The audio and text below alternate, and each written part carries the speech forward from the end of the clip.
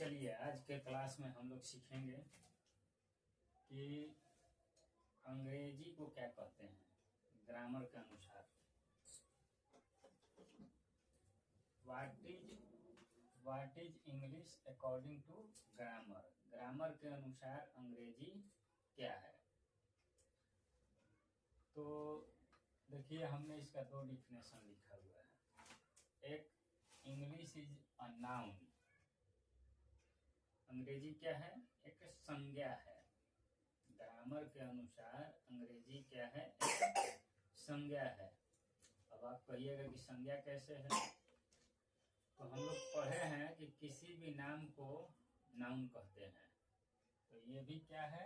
English एक नाम है। नाम है तो क्या चीज का नाम है? भाषा का नाम है। यह एक भाषा का नाम है, इसलिए क्या है? संज्ञा है। अब कोई पूछे कि what is English according to grammar, तो आपका उत्तर होगा कि इंग्लिश इज अ नाउन। अंग्रेजी क्या है? एक संज्ञा है। क्यों संज्ञा है? तो क्योंकि यह एक भाषा का नाम है। दूसरा है, इंग्लिश इज एन एडजेक्टिव। अंग्रेजी क्या है? एडजेक्टिव भी है। क्यों एडजेक्टिव है ये देखिए, बिकॉज क्योंकि इट क्वालिफाइज। क्वालिफाई मीन होता है विशेषता बताना। यह विशेषता बताता है किसका? तो इंग्लिश मैन, अंग्रेजों का। अंग्रेजों का। तो इंग्लिश मैन, इंग्लिश कहने से ही ऐसा प्रतीत होता है कि यह जो है अंग्रेजों से जुड़ी हुई चीजें हैं। तो यह अंग्रेजों का क्या करता है? विशेषता बताता है। तो इसलिए यह क्या है? एक विशेषण भी है, एडजेक्टिव भी है। अब आगे हम लोग बढ़ते हैं। सबसे पहले इंग्लिश पढ़ते हैं तो उसमें आता है लेटर और इंग्लिश अल्फाबेट। लेटर या इंग्लिश अल्फाबेट।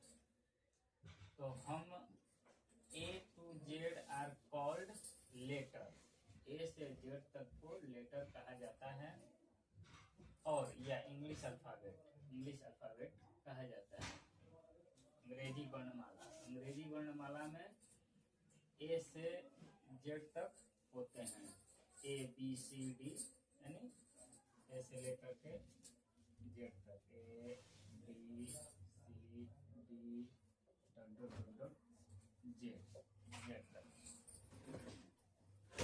अंग्रेजी वर्णमाला की कुल संख्या कितनी है? तो नंबर ऑफ लेटर कहिए,